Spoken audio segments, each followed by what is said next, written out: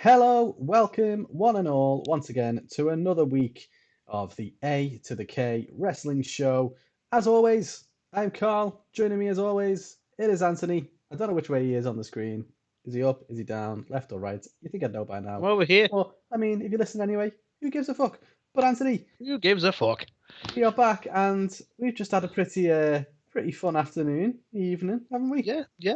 I mean, for those of you who follow the show, we usually start with the news, but this week, and it'll probably still be in the right order for you, but this week we started with a particular interview, and I'll be honest with you, Carl, I think we've peaked. Like, Where do we go from here? Now, for those of you, it will be up soon, I promise you, if it's not already. But we have been able to interview the amazing, the inspiring Diamond Dallas Page this week. And honestly, genuinely, childhood hero for both me and Carl. This is the first time we've interviewed someone where you can go, I've played as that guy in a video game. Like, that is true. That's fucked up. Like, we've played that guy on the PS2. That's insane. Like, never actually had an interview like that before, where it's someone that it's that ingrained into our wrestling childhood, if you will. And obviously, we both love the film Ready to Rumble as much as people critically pan it. Guilty pleasure of ours, and another childhood film that we fucking loved. And he is obviously the villain in that film. Couldn't get any more surreal than interviewing this guy, and what a fucking legend he is as well. What a nice guy. Literally the nicest dude ever. You know what I mean? Didn't rush anything, was happy to tell us all the stories we could ever possibly. All the stories. Just such a good amazing dude, man. Like, honestly, everyone talks cool about dude. him in the wrestling business as being such a good dude, but to take the time he took just to chat to us, us two schmucks. Just two random folks from the UK. Just because we love wrestling, he's just a fucking awesome guy. He is. So that being said, we've probably got some other stuff we need to do this week as well. I mean, we have to do the other shit, I suppose, but love it. What is that shit? So, Carl, aside from that interview, which we've mentioned, we're going to talk about all the latest news and rumors in the world of wrestling this week in the Ringside Report. We are then going to talk about the 4 big shows being Raw, NXT, AEW's Dynamite, and SmackDown in This Week in Wrestling. And then, obviously, as a nice little addition to This Week in Wrestling, Carl, and probably a segment in its own right when I edit it, we're going to talk about the Backlash from Backlash. The Backlash. The WrestleMania Backlash WrestleMania. Yes, right? That's the one. Yes, what a backlash it was. Before we do all that, and before we kick off with the Ringside Report, as is customary these last few weeks, we're going to kick off the show with our little known fact of the week. Oh, you didn't know? That's it. Love Road Dogg. I can't beat it. So, did you know, Anthony? Wrestling gimmicks have changed somewhat over the years. Gone yesteryear, the likes of the dentist Isaac Yankem, IRS Erwin R. Shyster, and of course, friend of the show, another guy we interviewed because we're dead good now. Exactly. Adam Bomb. So instead, wrestlers actually tend to use pretty normal first and last name structure now, and in most cases, or some cases, often use their real names. But did you know? It was not until 2003, Anthony, that we had the first superstars to main event WrestleMania under their real names. Now, have you got any guesses? No way. Any guesses on who this might be? Real names. I mean, if I was to guess based on the notes I've got in front of me, I'm kidding. I'm not going to do that. No, I would have genuinely. I know who they are. I'm not going to pretend, but I genuinely would not have been able to guess this. It makes so much sense when you do the reveal, Carl, but I wouldn't have guessed this. Well, exactly. I might have even guessed Shawn Michaels, looking at approximately 2003 big names. But well, we all know that he's actually Michael Hickenbottom. So as it turns out, but that would have been my guess because I'm stupid. But you might be thinking John Cena. You might be thinking someone like that. But no, it's actually Brock Lesnar and Kurt Angle at WrestleMania 19. So, yeah, isn't that mad? How many years has WWE been going for? Insane. And it's taken until 2003 until we had a WrestleMania main event. It kind of makes a little bit of sense because, like, even though they go for the structure now, they kind of make them change it ever so slightly. So you got Bryan Danielson as Daniel Bryan and so on like that. So even then, technically, it's not their real name. So I kind of get it.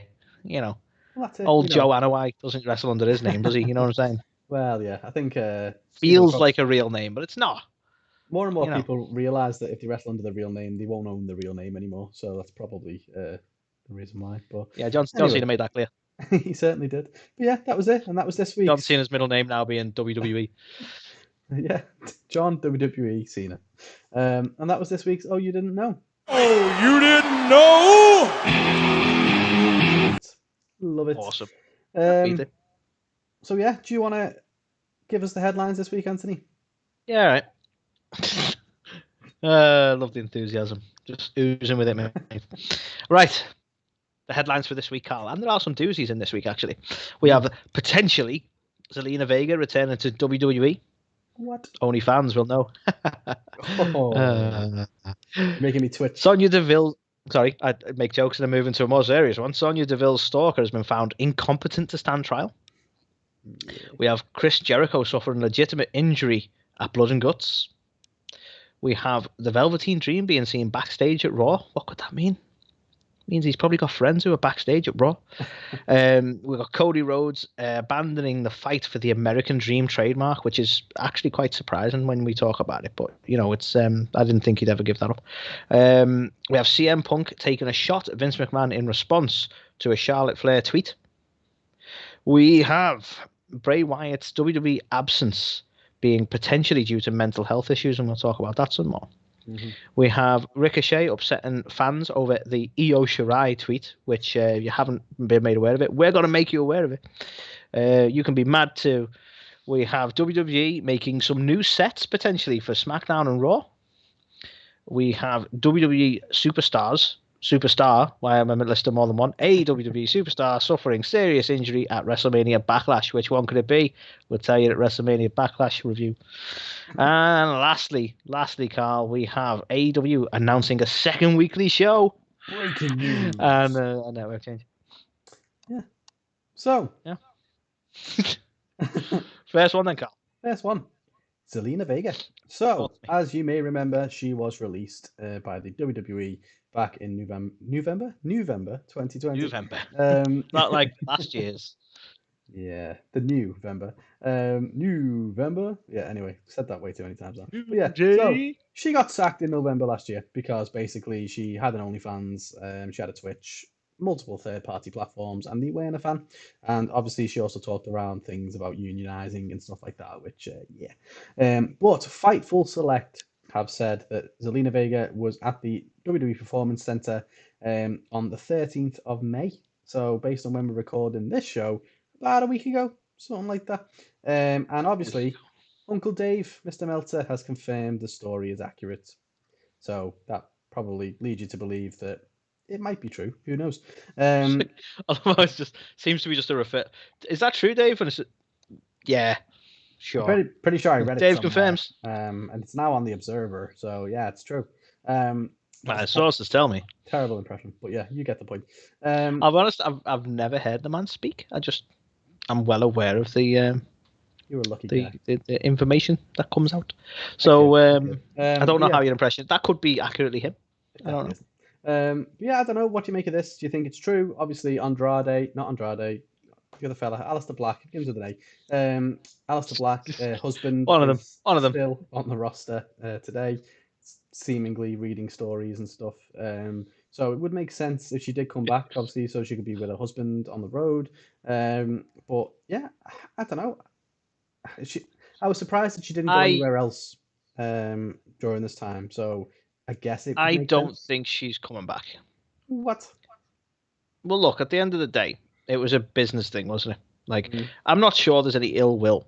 I'm not sure, like, people are genuinely... Like, they released her because she weren't willing to bend on a particular point, right? That's fine, right? And I could be totally wrong on this, but I'm not sure that it's, like, been under bad feeling in any way. It's just they couldn't reach an agreement. So, you know, it's perfectly reasonable to assume that she might be in and around, speaking to people that she knows, people that she's got to know over the years, friends, and her own partner. Like, I don't think WWE are going to be, like, frog marching out the building just because she's near it. So maybe we're speculating too hard on this and going, she's definitely a comeback. This is definitely a comeback. Maybe it's just that she's visiting people she knows. Like, I mean, it's never a done deal with WWE, is it? People who we thought would never come back have come back. So, it's not out of the realms of possibility. But I think at this stage, it's like, well, is she going to stop doing OnlyFans? Probably not. So, is Vince gone, you know what? I subscribe to that. And yeah, okay, you can come back. What an I don't know. unusually rational answer for this show. I know, sorry. No, I mean, yeah, you're absolutely right. Obviously, people see that she was at the Performance Center, or they believe she was, and then instantly it's, well, she's making a return, but you never know. To me, this is up there with like seeing her at McDonald's and going, oh, she now works at McDonald's. Look how her life's turned around. It's like, no, she might have just been buying a burger. Who fucking knows? Only Ham's burgers. So yeah. So yeah, sorry. I feel like maybe I didn't like. I was too sensible an answer. I don't know. Yeah, it's not like you. Like, oh my God, Zelina Vega's making a return to WWE TV. Interview and DDP's changed you. That's all I'm saying. It's changed me. I've dropped the negativity. It's inspired. It is inspiring. To, like not even joking. You're like, I'm such a bitter person about things at times, and then you speak to him, and he's like doesn't let anything defeat him. I'm like, yeah. Yep. should be a more positive guy. Anyway, so the next one, Carl, is a bit of a. I don't know how you feel about it, but I think this is it's just I fucking hate when stuff like this happens. To be honest with you, so obviously we all know about the situation we had with Sonjay Deville's stalker, and it was all meant to be going to court. Obviously multiple charges with attempted kidnap, break and entering, etc. And this, what is it? Very recently. Sorry, I'm trying to find out what week it was, but this week I'm going to say at some point. They had a competency hearing, and he's basically he's been found incompetent to stand trial, and he's awaiting a transfer to a Florida State hospital. So it seems that this might not be as straightforward as it was, because, and the reason I find this frustrating, the reason I say this kind of thing annoys me, is that, like, and this is purely opinion based on what I know. So obviously I don't know the ins and outs of it, and I don't know what the reason for that decision was. So this is on a level from a place of ignorance, but it was so premeditated and he knew what he was doing. How can you be classed as incompetent to stand trial for those actions? I just find that crazy. But again, I don't know the full detail of it, so it might be a perfectly reasonable expectation to that. The good news, in some senses, Carl, is that Sonya Deville had a temporary protection injunction against Thomas, and now this has been extended as of last week. So there's that's at least been extended given the current situation. I'm not being funny, but to only deal out a temporary protection. Yeah, I mean, I'm not being funny based on what he attempted to do to not only her and to Mandy as well. You'd be thinking a fucking lifelong permanent restraining order or something as a bare minimum, not just a temporary exemption. Do you know what I mean? But yeah. I don't know. I just think I agree with you. It was so premeditated. It was so planned out. He knew everything that he was going to do there. I think it's the bit that got me was when you reported on this many months ago when we first mentioned it. He had like the necessary tools in his car and everything to dispose of them and stuff. Am I right in saying? Like, trying to vaguely recall those bits, and it was just things like that. You that was way too planned out, man. Yeah, it was. Again, obviously we weren't part of that decision. We have no idea what the information they had to hand was, but it feels surprising. Yeah, I think whatever they decide or whatever. I just hope that he stays away and out of potential dangerous situations for a long period of time. Oh yeah, definitely. So the next one to talk about, Anthony, it's a bit ironic, this one, really. So unfortunately, Chris Jericho seems to have suffered a legitimate injury at Blood and Guts. Now, obviously, there was a lot of backlash, not to be confused with WrestleMania backlash, but there was a lot of people that were speaking out against the finish to Blood and Guts, saying, it looked phony, it looked fake, you can see the cardboard, shitting all over the company, basically, mostly from probably people who were very much WWE fanboys. Obviously, it wasn't great, but still made a bit of a big deal out of it. But he seems to have actually really hurt himself, so potentially a fractured elbow. But he made his return, spoilers if you haven't seen the show, to Dynamite this past week, and he had his arm pretty much in like a full kind of cast and brace kind of contraption. So seems to add a bit of legitimacy to the fact that he is actually injured, and he was injured in this fall. So yeah, I don't know. I don't know what it really means. They booked another match against Pinnacle at Double or Nothing, which is coming up. So hopefully, if it's a fractured elbow, I don't know how quickly he can recover from something like that, or if he can even wrestle at the event. But hopefully, it's nothing too serious, and he will make a speedy recovery. But it's just laughable, isn't it? People, the amount of shit they got for saying, "Oh, it looked too phony," and he's on a crash mat and it's too safe, and then he's actually still injured his elbow in this, and it's like, yeah, it's still not good enough. But I'm sure there'll be plenty of people to be negative about Jericho being old and out of shape, and that's why he's hurt himself, etc. Yeah, probably. Because you got to hate wrestling, haven't you? That's what it's all about. That's it. So, Carl, my next one. You may have been asking yourself, as I'm sure we all have, where's Velveteen Dream? No. Okay. No. Well, anyway, some people have been asking that, apparently. And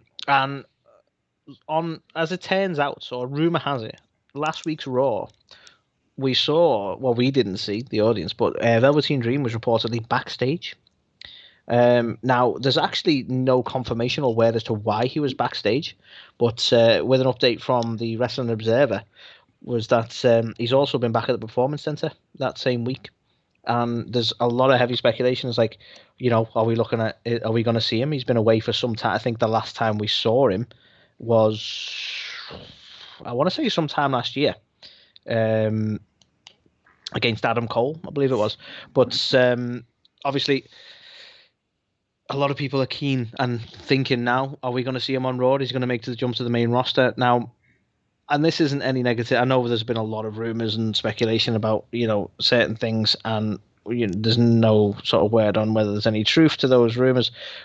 So I'm not going to speak on that, and I'm not going to be negative about Velveteen Dream on that. But is he a big enough deal to jump to the main roster like that? I'm all for speculation. He was backstage at Raw, but there are plenty of other people in NXT who I could see make the leap first. He hasn't even been on NXT in a while, so he's not really in anyone's minds at the minute. So suddenly appearing on Raw would be a bit out of left field for me, So I know that he was very, very over with Triple H. He was very much a Triple H product. He wanted to, I think he'd work quite closely with him on the gimmick. And, to be fair, it did resonate well.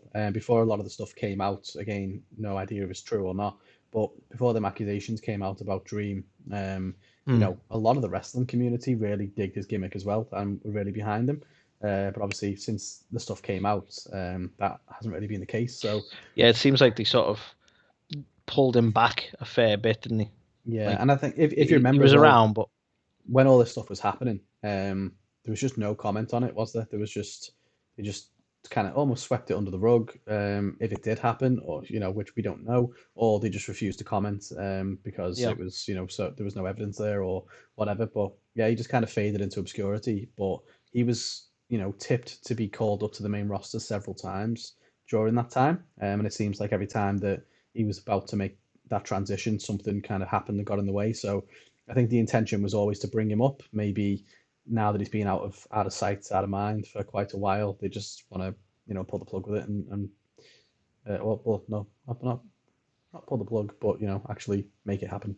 Not the opposite. So who knows? Flick the switch. I don't know, what's the term? Yeah, what is the term? Pull the trigger. That's trigger. Yeah, That's what it was. That's what they're gonna do. Don't some shoot sort me. of crazy fever dream. So yeah, interesting. Who actually fucking knows? Is he gonna make his main roster debut, or is he again? According to this news article, Carl, no one really knows, and hopefully, he is going to be back on TV in some capacity soon. It's pretty much how it goes. Is it a Dave Meltzer article by any chance?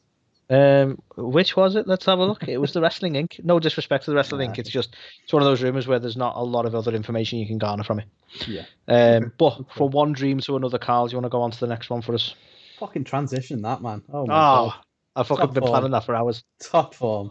So this is an interesting one. Obviously, we know Cody Rhodes has been fighting many a battle over the past few years. Firstly to try and get his name back and actually call himself Cody Rhodes, As It's well like as one of that's almost like a feel-good movie waiting to happen. I just yeah, want my name. exactly. But obviously there's also different pay-per-view events and stuff like Bash at the Beach and a lot of stuff which his dad Dusty was responsible for back in WCW days. He'd tried to trademark and copyright those. Some have been successful, some not so much. But one that he's been working for quite a while to try and capture is obviously his dad's nickname, which was the American Dream. And as we know, he calls himself the American Nightmare. But basically, it seems like he has now abandoned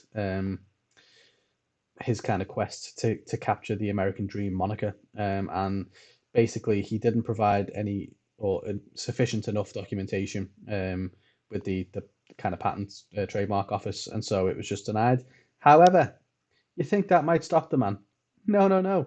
He's obviously just thought, well, fuck it, and he's going to call himself the American Dream anyway, at least for his upcoming feud with UK's Anthony Ogogo. So I mean, we'll talk about my feelings on this feud as we get to Dynamite, but yeah, I don't know.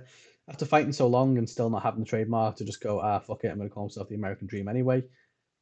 Yeah, it's an interesting tactic. To be fair to Challenger's the in man. a Hulk Hogan there. What you gonna do? Well, exactly. Fuck all. That's what. We'll use it anyway. So yeah, so who knows? Will he see any kind of repercussions from this? I don't actually know who owns it. I imagine it's WWE who owns it at the moment, or Probably.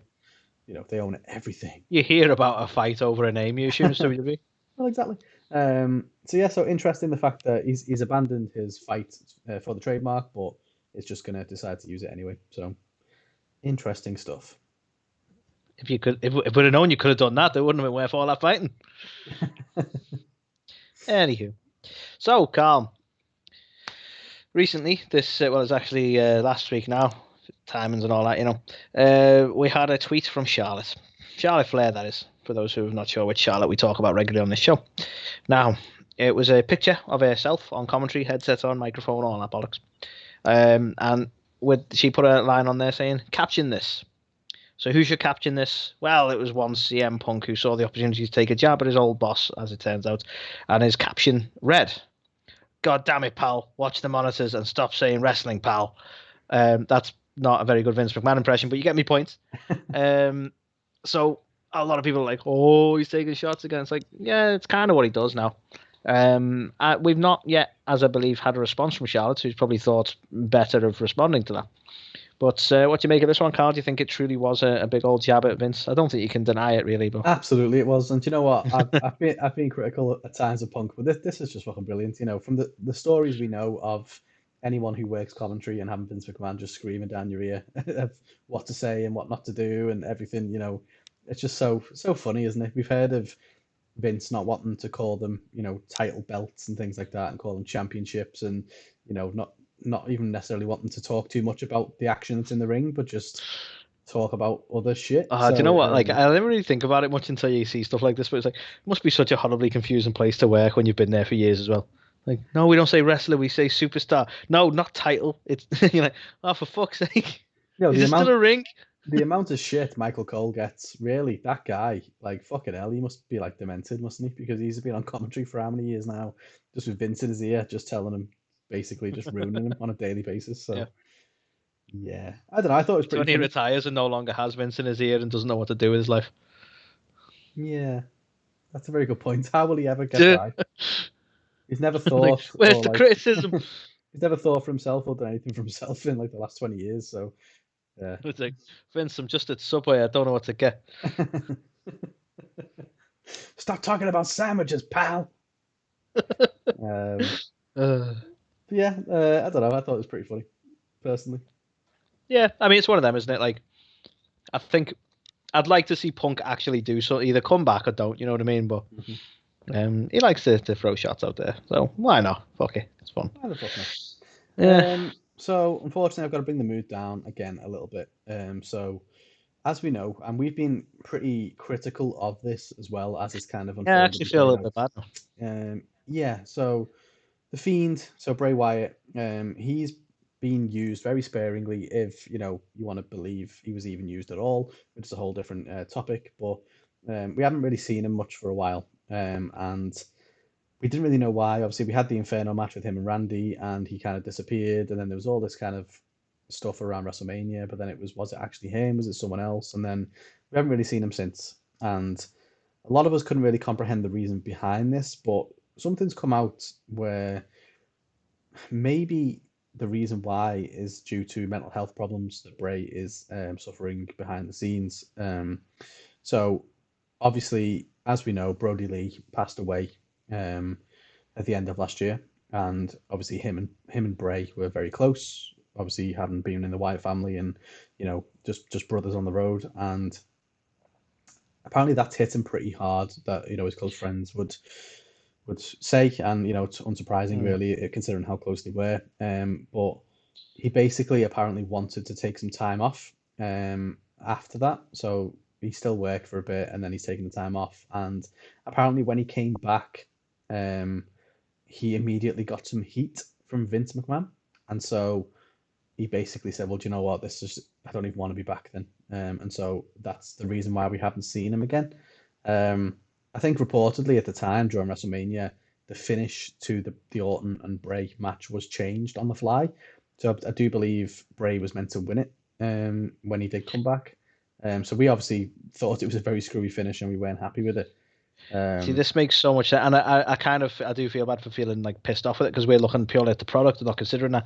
And like the more I think about it, and the more you look at it and go, well, you know what? There was even that twang of emotion when he made reference to Brody in that match, and you could see that it was like, I don't know, you could see the emotion there, and it just kind of makes so much sense as to why it was so screwy and why we've not seen him since, and why it's all about Alexa at the minute, because they're dealing with what they're dealing with. Do you know what I mean? And that is a shit thing to go through, and they were really close. And by all accounts, they were close to the point that he probably knew about the situation as well, before a lot of people. So he's been dealing with it for a long time, and it's incredibly sad. Do you know what I mean? So yeah, no, of course it is. I think it's worth noting that nobody really knows for sure whether or not this is the reason why, and also that if he did come back and it was him at WrestleMania, etc., whether it was he decided to walk away, or whether Vince decided he wasn't kind of capable or in the right frame of mind and just decided to keep him off TV. So I don't think all the information has come to light as such, but obviously if this is the reasons behind why and so on and so forth, obviously just our thoughts, especially to Bray during this time, and hopefully definitely. I don't want to, because obviously it is. I'd rather talk about like that side of it, and like you say, offer like our thoughts or whatever. But it's probably maybe worth noting on the rumor mill that there was a tweet from him as well quite recently, where he referenced the zombies at Backlash, and said something along the lines of "miss me yet." So maybe we could be seeing him return soon enough as well. I don't know, and I'm not sure what that was in aid of. You see. Oh, okay, that's interesting then. So yeah, that sheds even more kind of uncertainty on everything, doesn't it? So, if it's purely speculation and this isn't the case, then well, it makes you wonder whether he sidelined himself, or whether he was told to take a bit more time for that sort of comment. You know what I mean? But again, purely speculation. But either way, we're big fans of him on the show, and hopefully we get to see him again soon. And if it is anything like that, hopefully he gets better, gets happy, and yeah, we get to see him back most of all. Indeed. So, Carl, next one. I'm curious to know what you think of this. This is a potential fucking minefield, so tread carefully here, Carl. Right? So, and I'll explain why I say that. Right? But we recently had a WWE tweet, of all things. The official WWE Twitter put out an image saying who is the best high flyer in WWE right now, and they put tag your high flying choice.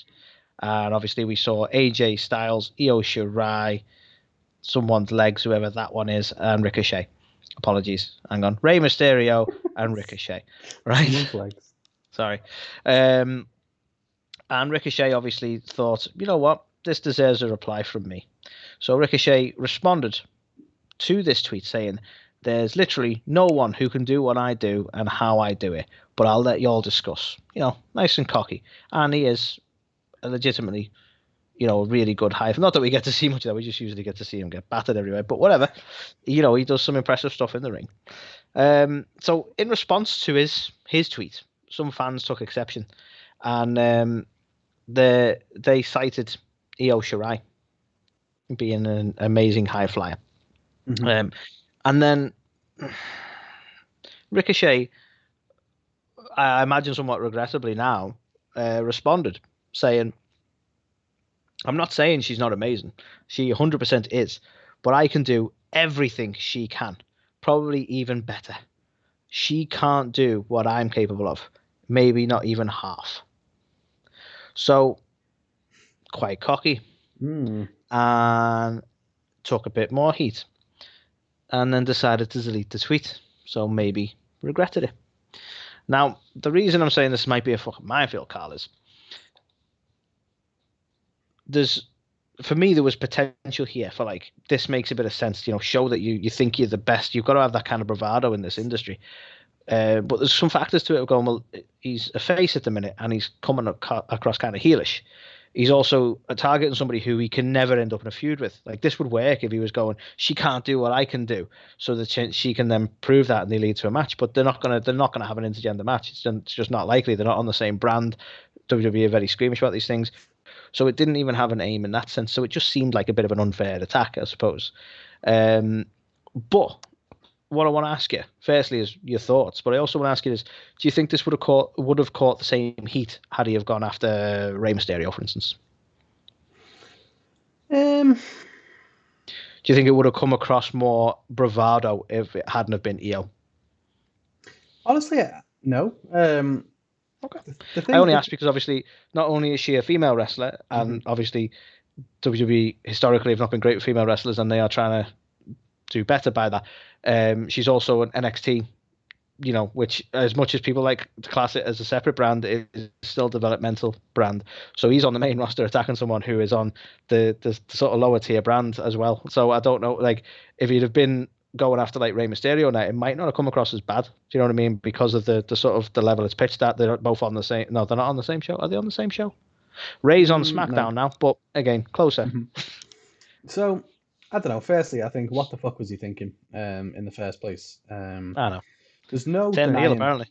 No denying whatsoever that Ricochet is a fantastic talent in terms of his ability, the stuff he can do in the ring, etc. The one thing he doesn't have, at least that I haven't seen him display, is any charisma whatsoever, even slightly.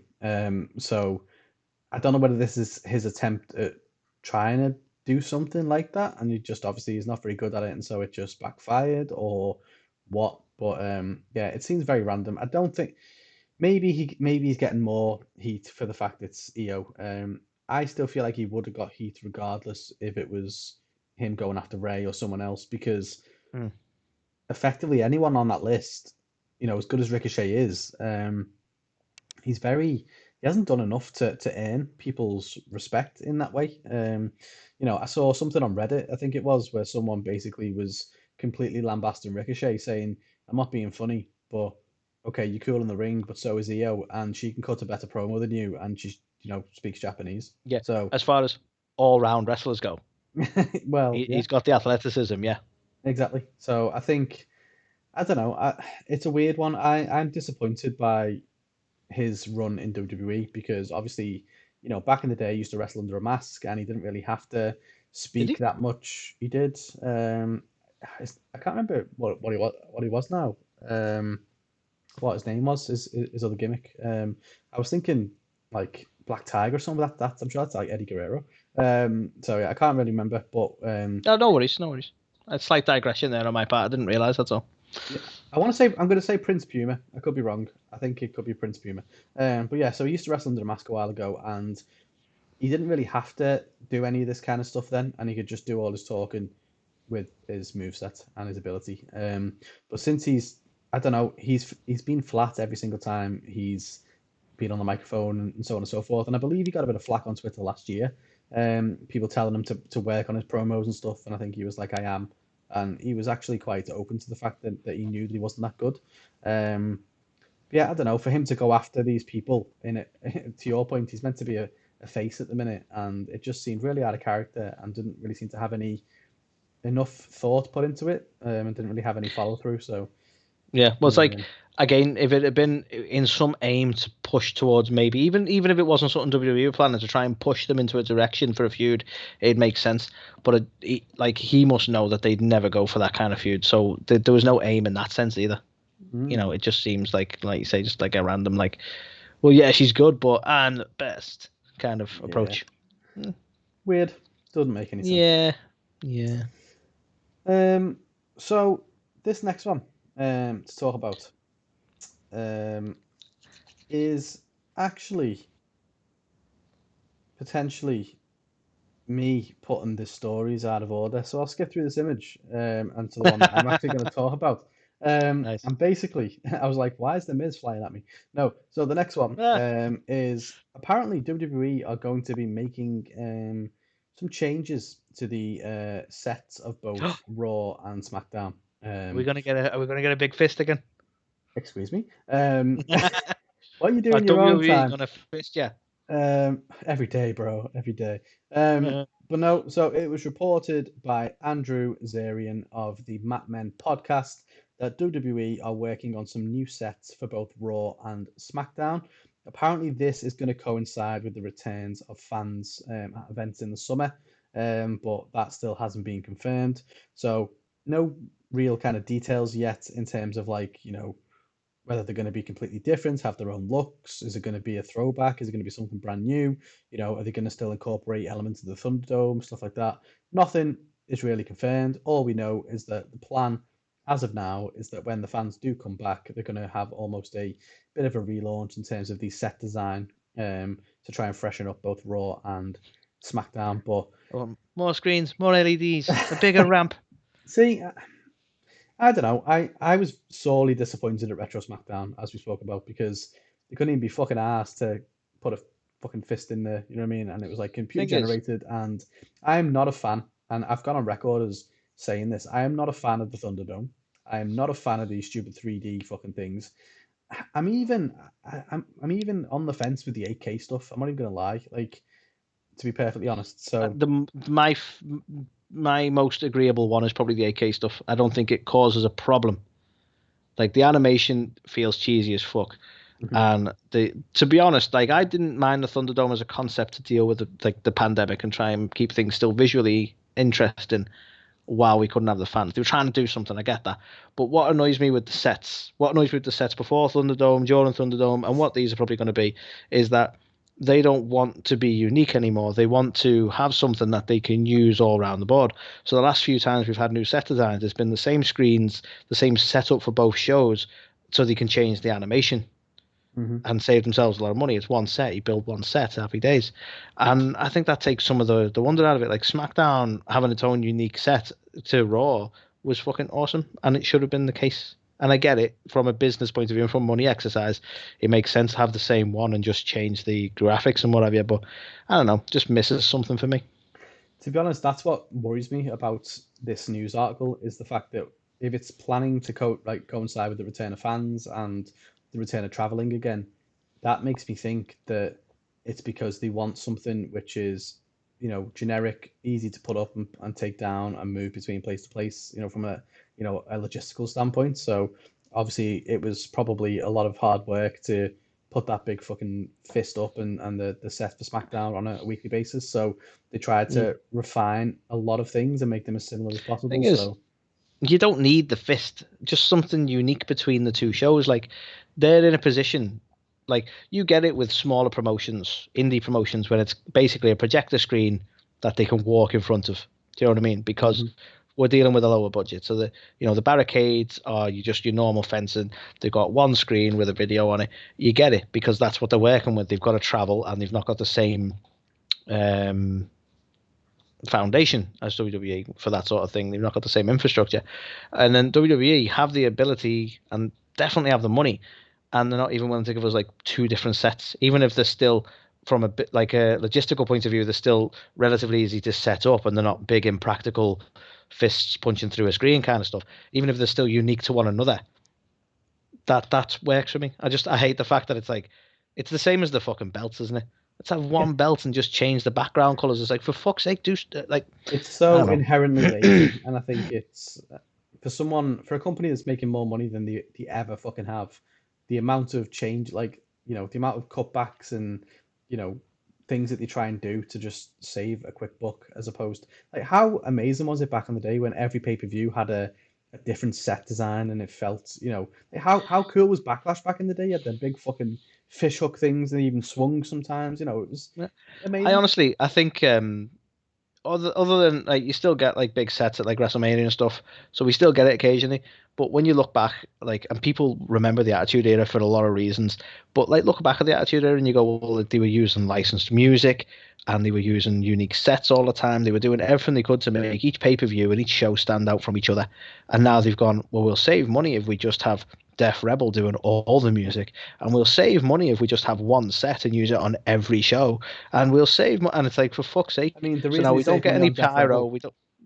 the reason they save money on Def Rebel is because they just use the same at the start of it, maybe a slight little tweak, and then just some generic, metal one from an old Yeah. SmackDown game somewhere. Love it. But like it is like everything just feels a bit too. It's like if they don't want to put the effort in, how does that make the fans feel? You know what I mean? Mm-hmm. I know a lot of people, they love WWE no matter what, and like we could potentially take backlash for being like, oh, they don't put. I bet you love AEW and all that. And it's like I like both shows. Like, I just wish WWE, knowing that they're 30 years strong and they're making record-breaking profits, might want to do something for the fans more than for themselves to save money. I mean, it'd be nice, wouldn't it? Would be, wouldn't it? Mm. So Anyway, next Carl, one. the next one. Assuming you've got the slides in the right order this time. Fuck off. You probably changed it up on me just to rip me, you bastard. We're going to talk about AEW and I'm just kidding. So a WWE superstar, Carl, has suffered a serious injury at WrestleMania Backlash. Who, I hear you ask? Well, this man, he was involved in a devastating match in Backlash. I'm going to talk about the match some more later, but obviously we saw a lumberjack match with a bit of a unique twist, Carl, and we saw zombies being the lumberjacks because, why not? And unfortunately, the zombies stormed the ring after the match, and they attacked the Miz and Morrison. I'm not going to tell you who won. They attacked the Miz and Morrison. The Miz got scratched. Now he's got like some sort of fever. He's just not feeling right. He's been vomiting blood. He's been craving brains. There's something definitely. I'm kidding. Obviously, he's not a zombie. But no, he's, like, joking aside, he's suffered a legitimate injury during this match, and we're not sure at this point if he's going to be out of action for some time or not. I don't know. I'm just trying to find a little bit of information. Mostly jokes. I'm looking at this now, and he's putting pictures of himself as a zombie and stuff. But I believe he's torn his ACL, which, if is the case, would be quite a serious injury. And something else I believe about the Miz as well, I'm sure people will correct me if I'm wrong, but I don't think he's ever really had an injury that's kept him out in his whole career. I appreciate you supplying. I've got knee injury, I've not got the ACL, so it's potentially a torn ACL, yeah. I believe so. Yeah, because I think you're quite right. He's not that I can recall anyway, anything that's put him out too long. But no, hopefully, as much as like we're not a fan of the shtick that the Miz and Morrison have at the moment from a character and story point of view, he's a legitimately good wrestler. He's a legitimately talented guy. We've seen him come on leaps and bounds since he first joined the company, and I really hope he recovers quick and we get to see him back in action. It's never nice when someone suffers injury. No, definitely not. And I'm a huge fan of the Miz as well. So hopefully we get to see him back soon, and hopefully we get to see him in some more interesting stuff than he has been in the last couple of months. No, look, it'd be interesting. Like, not that I'm like, yeah, the Miz is injured, let's see what happens. But it'd be interesting if they're continuing this Damian Priest stuff, whether we're actually going to have old Johnny Driptiff taking the main sort of spot, and it goes into a feud between them two, which wouldn't necessarily be the worst thing in the world as far as feuds go. And that's no disrespect to the Miz, but it seems to be that's the way they're going. Is it? No, it seems to be that they are going to go that way. So interesting. Oh, what, you can see into the future, can you? Yes, I can. We're definitely not just really late as always, but I mean, we got a pretty good excuse this time. Yeah, we have. But yeah, so speedy recovery to the Miz, and hopefully we get to see him back soon. And the last one, if I skip over the out of order imagery, Yay. is some breaking news, Anthony. So, breaking, guys. This is like what, an hour old, a couple pretty of hours much. old at this point. I don't even know. So the rest of the shit is completely outdated. But if you stayed for this one, then we're probably, And that's why it's at keeping. the end of the show. Yeah. We got you your mark. Exactly. But so it's been speculated for a while that AEW will be adding a second show to their programming. Obviously, they have Dark and they have Dark Elevation on YouTube, but this is meant to be a second network show that's been in discussion for quite a while. Believe a Friday night show, Carl. Oh, okay. I wasn't even aware of that myself. That's how breaking this is. So, breaking. what we can confirm is that the new AEW show, which is now apparently going to be on a Friday, up against SmackDown, interesting, is going to be called AEW Rampage. So before we talk anymore, Carl, what do you think of the name? So if I'm honest, when you sent me the link, because Anthony was the one who sent me this, I thought it was going to be a UK tour, because back in the day, WWE used to do the UK Rampage or something it was called. So I was like, what? Yeah. And then I was still excited, but at the same time I was like, I want to go to an AEW show with you. So yeah, I don't know. It's an interesting one. It does make me think, obviously, because I'm British, of the old WWE tours, but it does make me think because I'm British. It does make me think because I'm British. Yeah, I don't know. Why not? Why not? Definitely something a bit different, isn't it? I honestly, because it's like Dynamite, I thought they were going to stick to like a explosive kind of theme. Well, saying that, I couldn't think of anything. C4? No, that doesn't work. Well, Anthony, that's a perfect segue, because you think of Dynamite, you think of TNT, but guess what? We may not be seeing Dynamite on TNT in the same capacity any longer. So, as came with the news of the additional show, which is going to be debuting on August 13th on TBS, as will Dynamite. So Dynamite was also planned to move to TBS. So they'll be keeping their Wednesday night slot, but on another network, Carl. Another network. So who knows what this means for the TNT title? I believe you were telling me before that there is still plans to work with TNT. Rumor has it, yeah. I think TBS and TNT are part of the same family or the same group of networks. So I think, it's all Turner Media. And I believe the idea is that the weekly show will move to TBS, but when it comes to unique shows or pay-per-views or bigger shows in any sense, they will be going to TNT. So the TNT title in theory will still be relevant because we're still going to see them on TNT, where necessary or where it merits. Now, I don't know at this point whether they mean legit pay-per-views or whether it's like, well, this week's Dynamite is like the Bash at the Beach, so we're going to do that on TNT because it's a unique one, or Blood and Guts, or because these are actually just part of our weekly shows. They're not pay-per-views. Like Blood and Guts was just it was a Wednesday night. So I don't know whether they go like, this is a bigger one than a normal Dynamite, so let's do that, or whether it's legit going to be a pay-per-view and they'll put that on TNT. I don't know, because obviously pay-per-view is a little different because you have to pay for it, so I don't know how they'd work that. Well, exactly. But they're still going to have some connections to TNT Network. It is an interesting one, isn't it? I obviously, us being in the UK, I don't know what the reach is of TNT versus TBS and all that good stuff. Are they both still on cable? Is it a better deal for them? Is it worse? Why? The reality is they're going to paint this as a good thing, right? And I don't want to be one of these negative guys. And I'm sure there's plenty of people out there like, see, AEW, like, no faith in them. TNT have dumped them and all this. But people will be fucking relishing it because people want AEW to fail for some reason.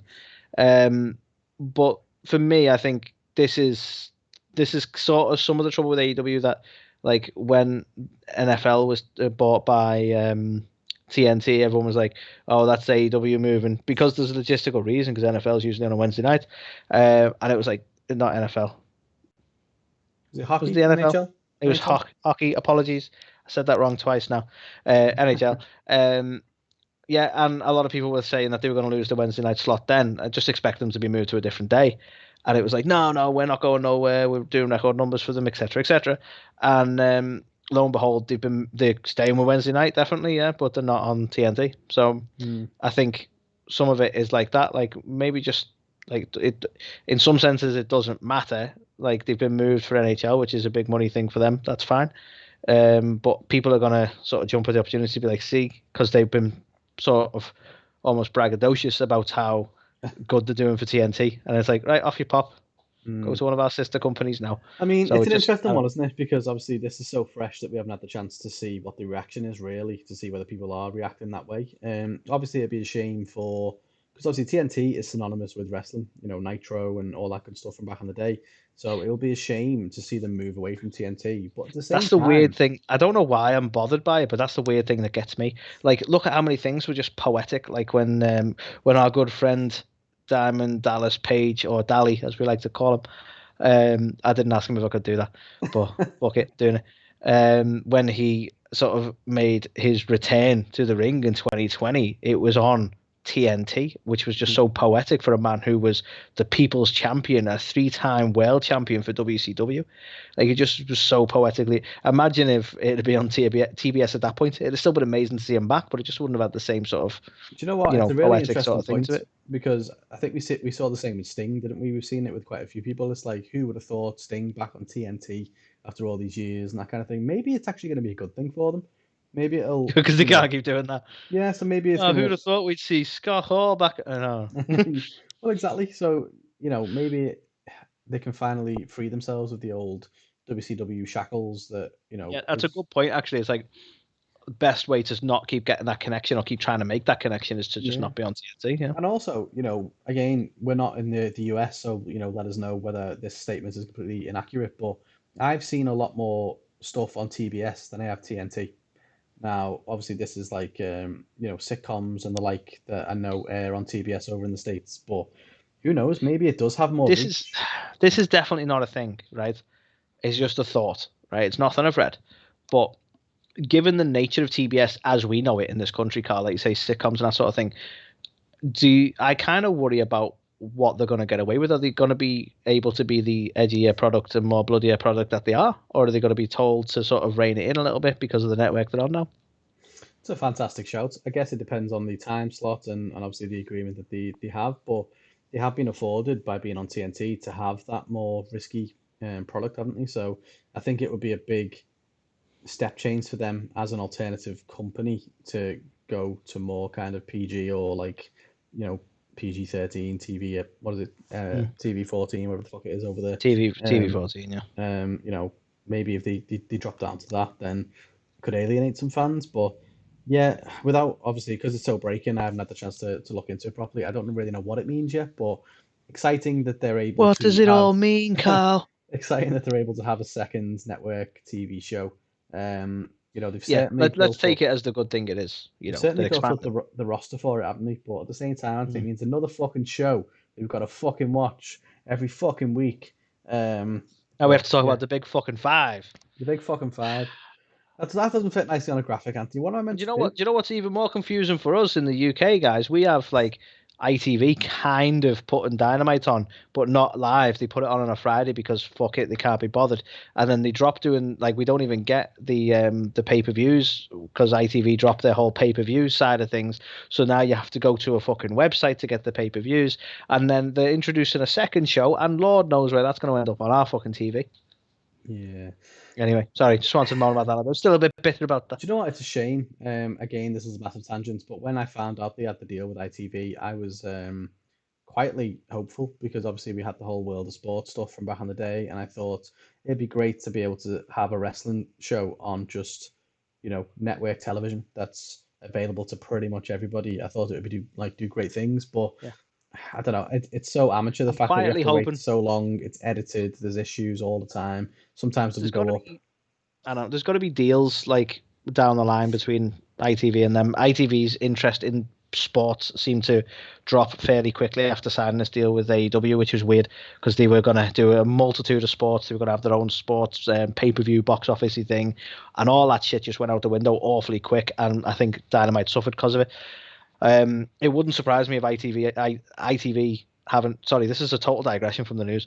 It wouldn't surprise me if they haven't really got an interest in re-signing this sort of deal. As much as ITV have had, a good response from AEW, they're just not. They don't seem to be interested in that sports side of things. No. So for me, I would like maybe like somewhere like Channel 5 or Channel 4 to pick them up. I think they do it right. Channel 5, because that's like the ground for, like, they don't give a fuck about anything. So maybe they'll put that on. They'll put all the blood you want on there. Channel 4 are pretty much the same. Let's be honest. You know, you got like like Naked Attraction and like weird like sex documentaries and stuff on there. Naked Attraction's a boss show, to be fair. Oh yeah, it's good that. Yeah, keeps me up at night. But yeah, so interesting. You know, they can't have a worse deal than what they have now with ITV. Let's be honest. So interesting. Anyway, breaking news: we are going to have AEW Rampage as a second show, potentially on a Friday night. Will that compete with SmackDown? All remains to be seen. But different network, different changes aplenty with AEW. Hopefully, it's all for the positive. Yeah. And will they do well on TBS? Well, that is TBD. And TBC also, yes. But yeah, that, Anthony, was the news. We made it through in just under an hour, 55 minutes. Rockstars. And by the way, did we mention that we've interviewed Diamond Dallas Page today? Because we defo did. Are you that guy that just interviewed Diamond Dallas Page? I am. Are you that other guy? Wait, I am. I almost went into then, and I'm going to try my best not to just break down laughing. But me and Anthony have got a private joke about, are you that certain somebody named somebody? You know what I mean? Well, you'll have to do the joke now. I can't do it, can I? But, you know, wait, I'm a bleep named bleep. There you go. Oh, yeah. So it literally gets me every fucking time. Yeah. I legit, okay, we can't do that one. No. Yeah, we can't do that one, just for, you know, for the sake of it. But anyway, enough time for one episode of the news. And we'll be back. What are we going to do next? What do we feel like? Should we go through this week in wrestling? Let's talk about this week or last week in most of this week. No, all of last week in wrestling and Backlash. A fixed time period in wrestling, and we'll be doing that after this noise.